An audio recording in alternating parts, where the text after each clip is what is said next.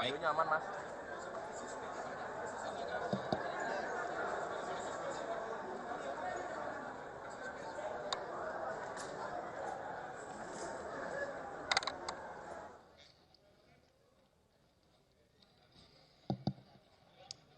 Baik, sudah ya, sudah lengkap. Baik, terima kasih rekan-rekan pers. Assalamualaikum warahmatullahi wabarakatuh. Salam damai sejahtera untuk kita semuanya. Om Swastiastu, Namo Buddhaya, salam kebajikan, Rahayu. Rekan-rekan pers, terima kasih.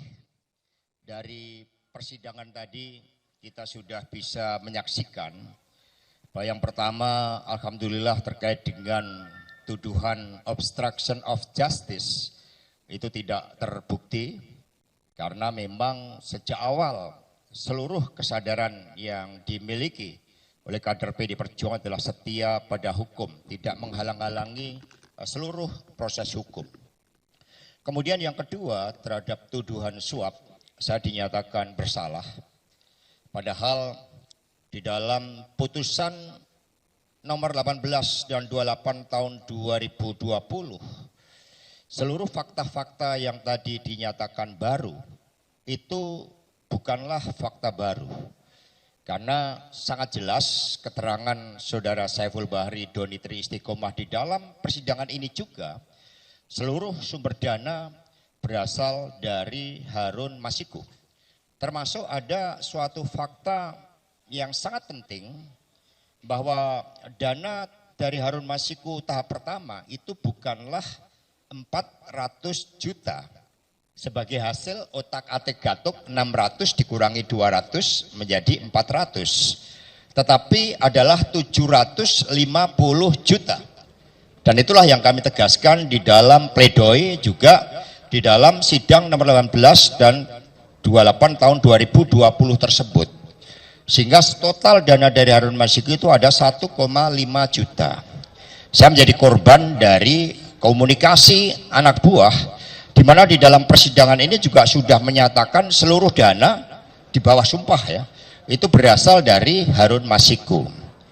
Nah sehingga meskipun proses persidangan kami junjung tinggi, lembaga peradilan tetap kami hormati, tetapi dengan adanya berbagai fakta yang masih disembunyikan tersebut, berupa aliran dana yang seharusnya adalah tahap pertama 750 juta, tapi kemudian dikatakan 400 juta, maka ini telah menyentuh aspek keadilan itu.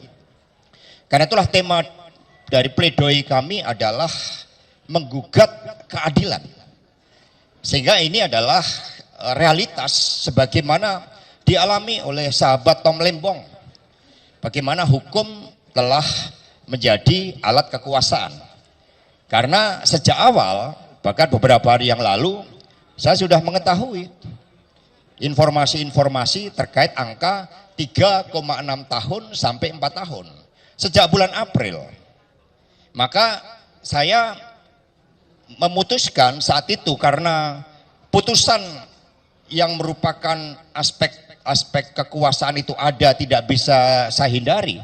Sebagaimana Tom Lembong juga tidak bisa menghindari, sebagaimana mereka-mereka yang mencari keadilan juga tidak bisa menghindari. Maka saya sudah mengantisipasi dengan cara apa?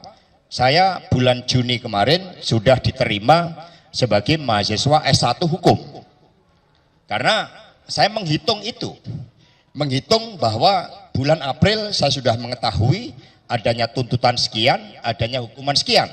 Maka risk responnya adalah, karena ini kekuasaan, saya mengambil kuliah S1 Hukum dan sudah diterima. Sehingga ke depan nanti saya bisa seperti Mas Febri, Pak Magdir, Prof Todung, menjadi pejuang-pejuang pembela keadilan, juga Bung Roni, teman-teman PH semuanya, yang telah bekerja luar biasa, dengan menjadi lawyer yang akan membela pihak-pihak yang menjadi korban ketidakadilan dari kekuasaan khususnya wong cilik.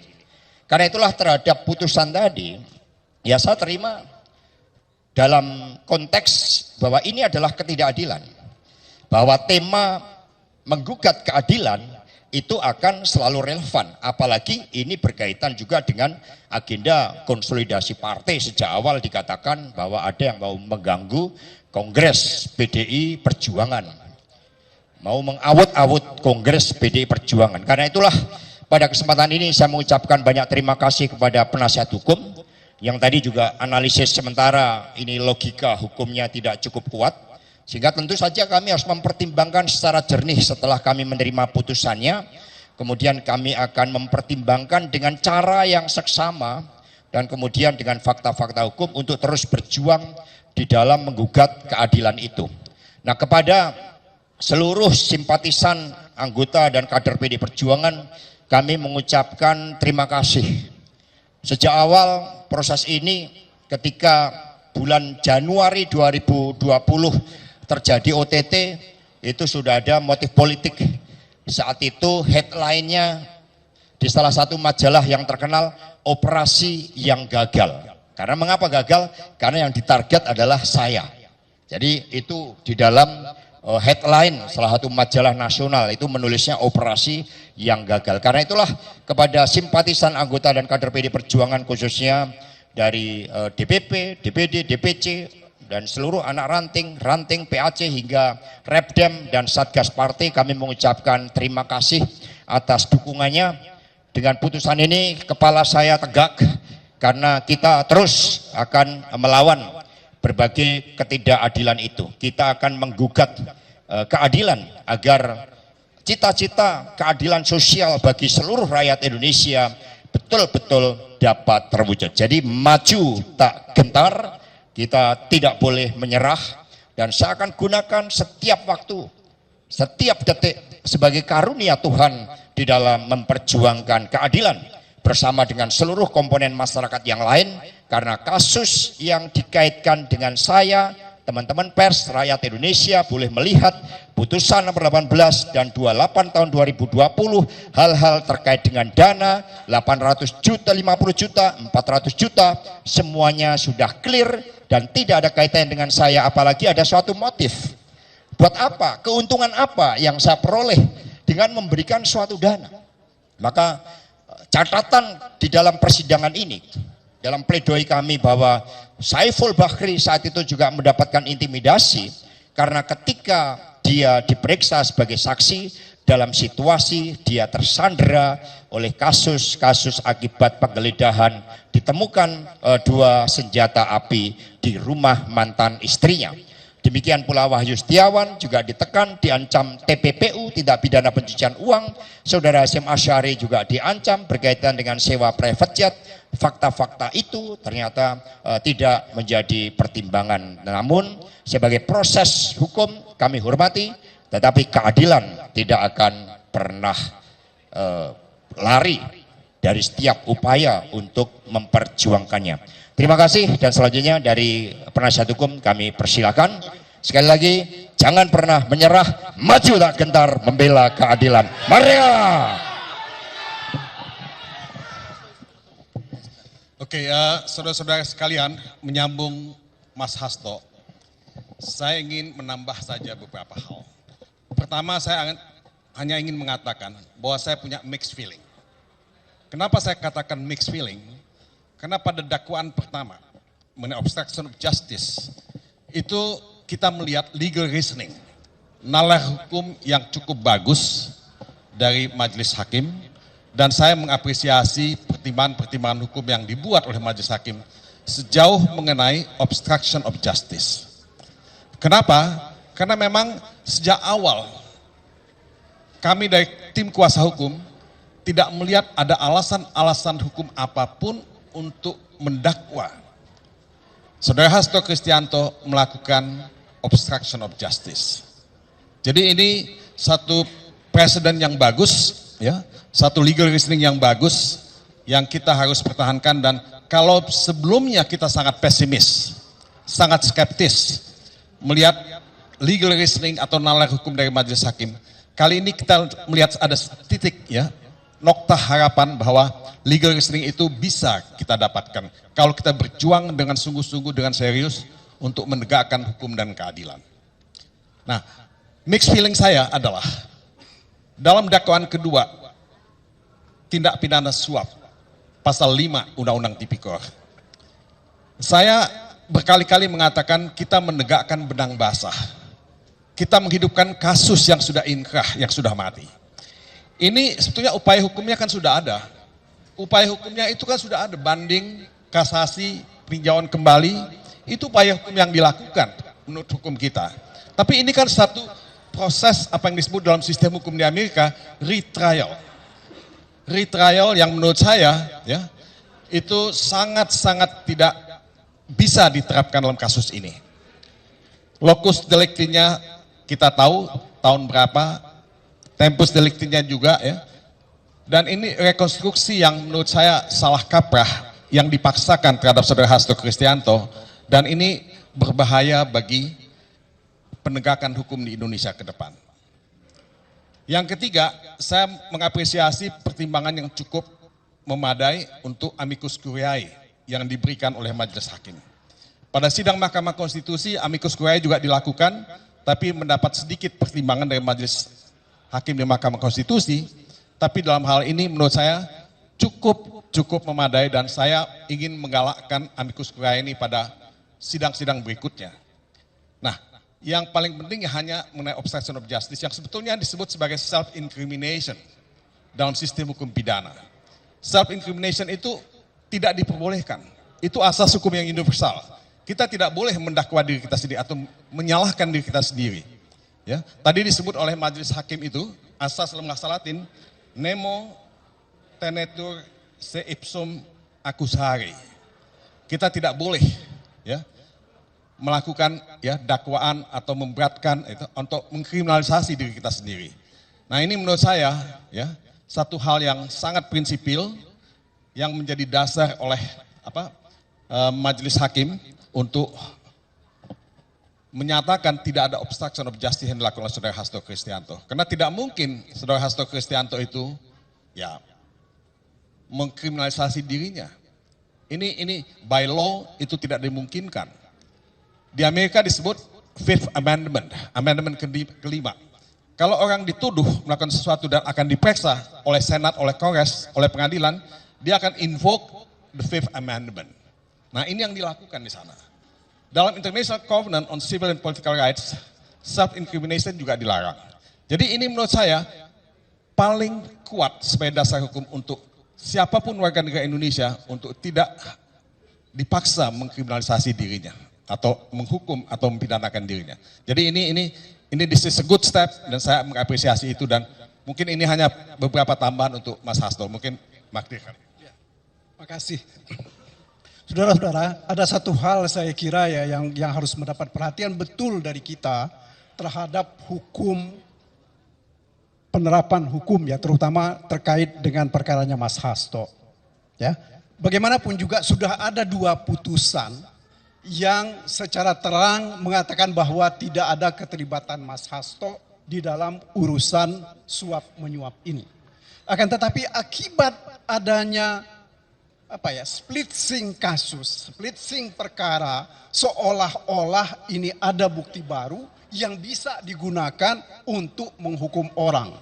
Ya, inilah yang sebenarnya menjadi salah satu keburukan dari praktek hukum kita.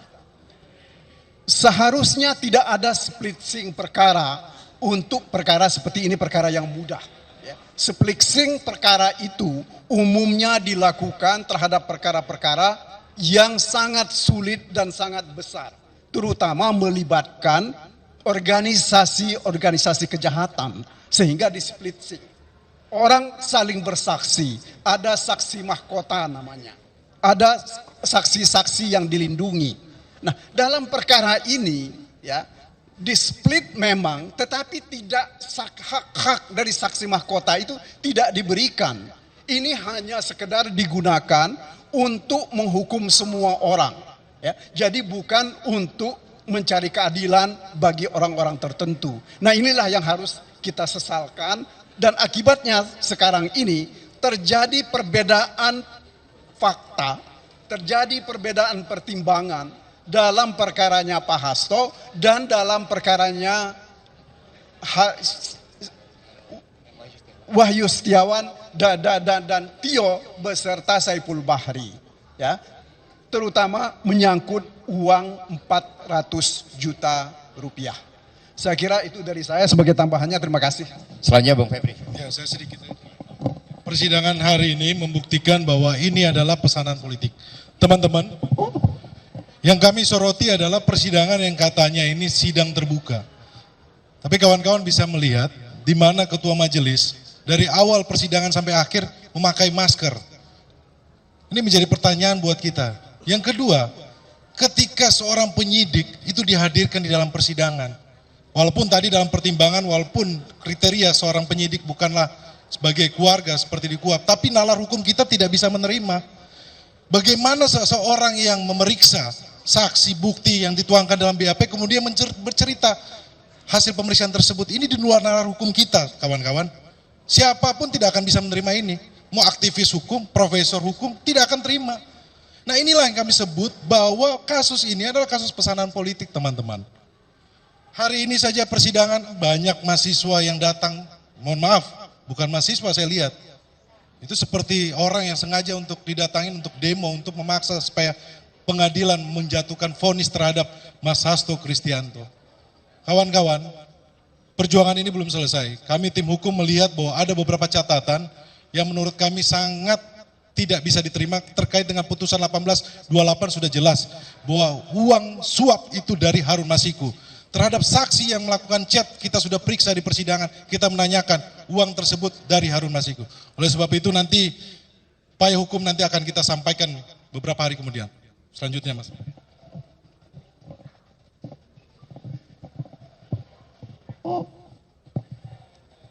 Terima kasih teman-teman semua.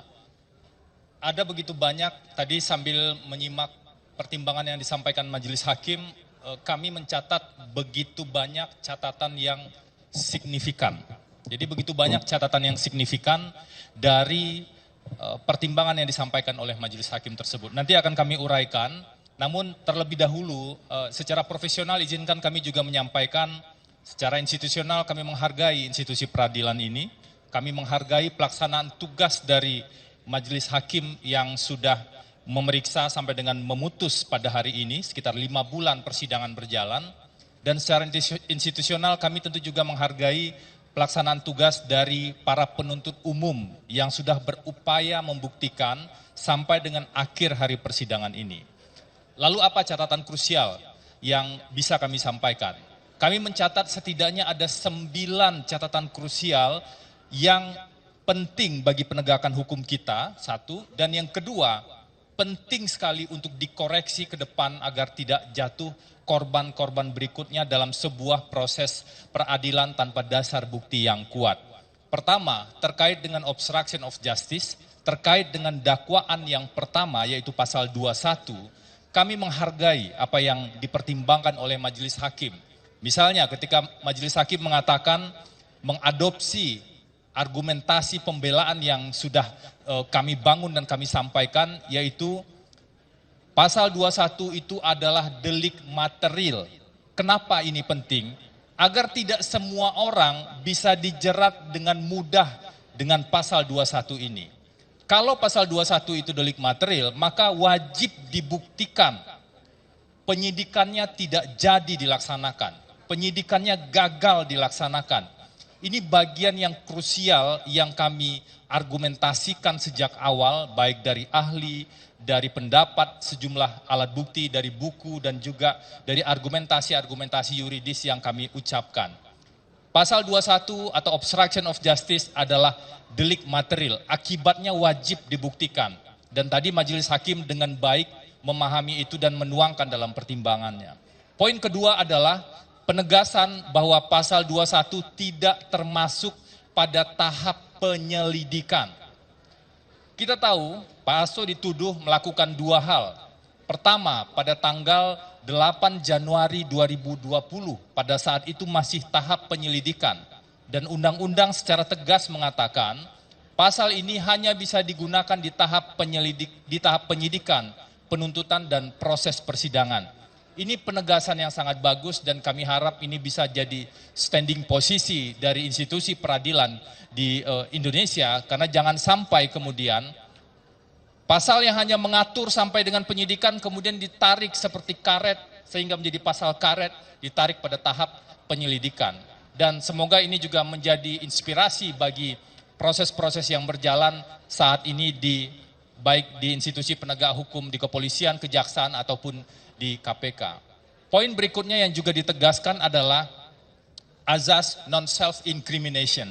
Dalam bahasa lain, secara sederhana hakim mengatakan seseorang itu punya hak untuk tidak dijerat atas pernyataan atau tindakannya sendiri. Dan itu bagian penting yang kami buktikan dalam nota pembelaan. Kami bersyukur majelis hakim mengafirmasi ini dan kemudian menuangkan dalam proses pertimbangan.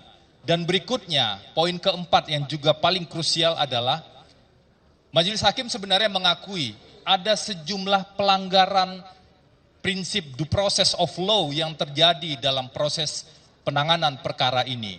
Dan kami harap ini bisa menjadi masukan bagi kita bersama.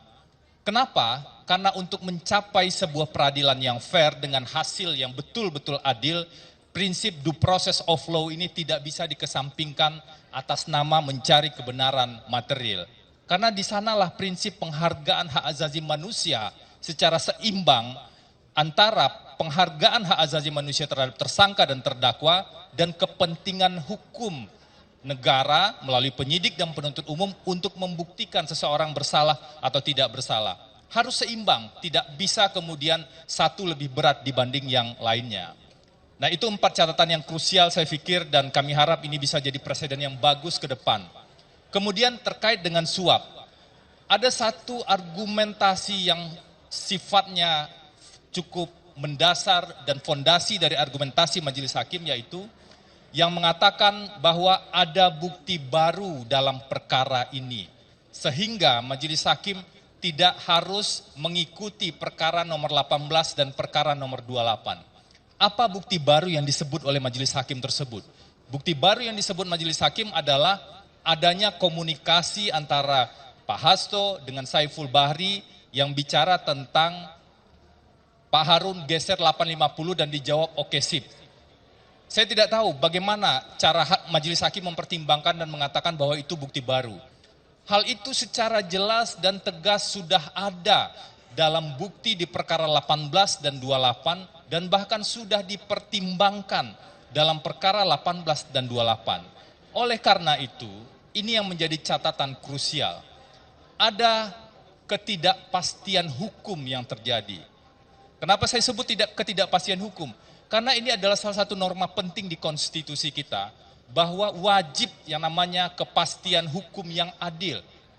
Tidak cukup hanya adil, tapi ada kepastian hukum di sana. Kalau sebuah putusan itu bertentangan dengan putusan-putusan sebelumnya dalam sebuah perkara yang sama, maka ada yang namanya disharmonisasi dan ketidakpastian hukum. Ini tidak hanya berbahaya untuk perkara ini, tapi sangat berbahaya untuk penegakan hukum ke depan. Ketidakpastian hukum adalah salah satu kunci penting kalau kita bicara tentang penegakan hukum.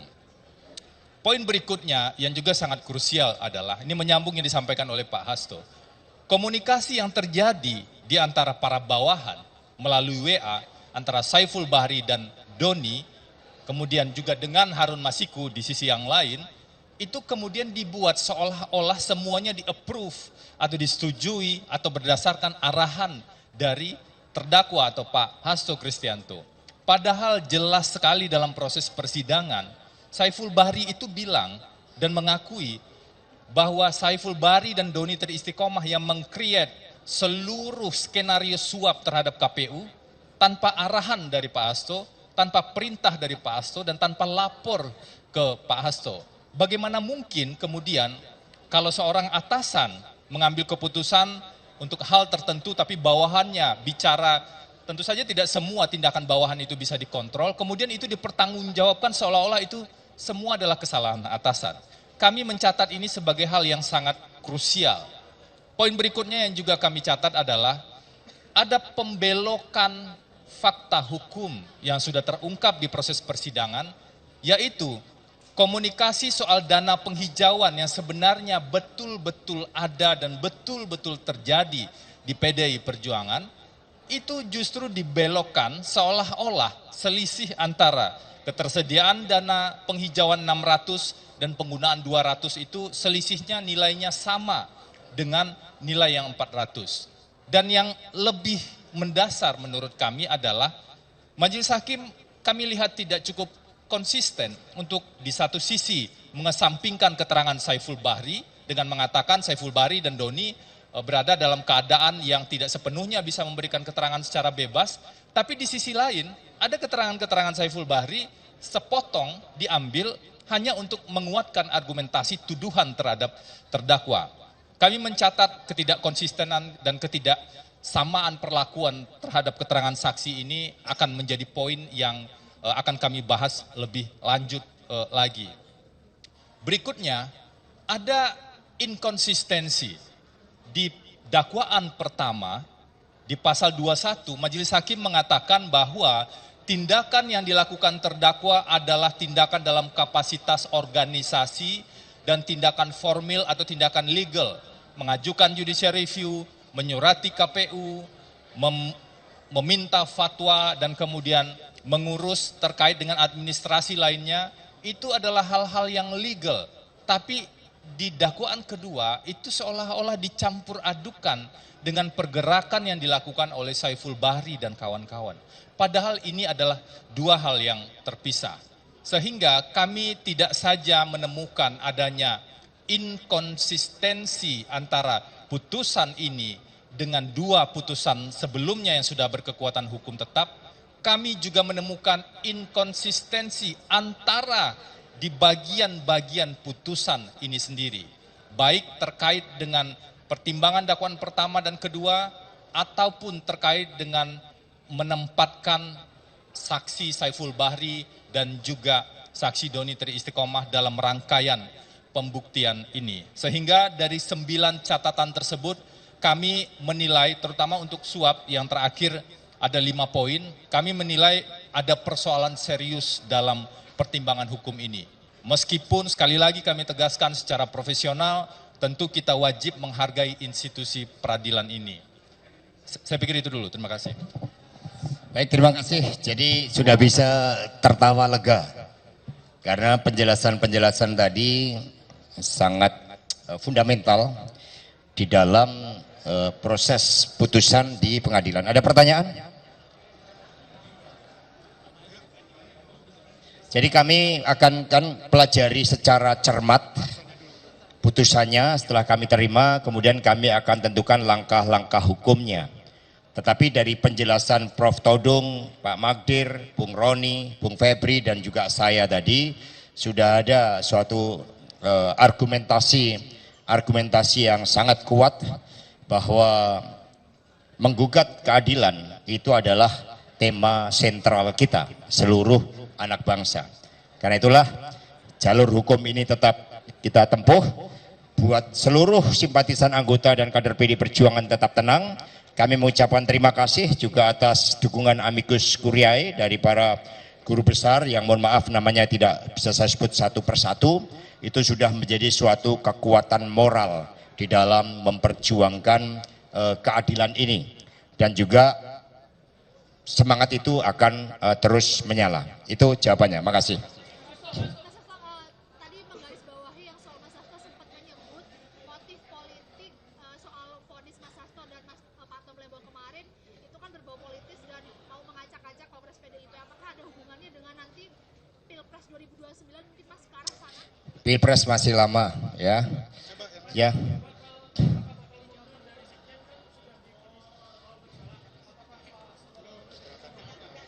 Ya, terima kasih teman-teman semuanya. Sejak awal kan ada upaya untuk mengacak-acak partai PD Perjuangan.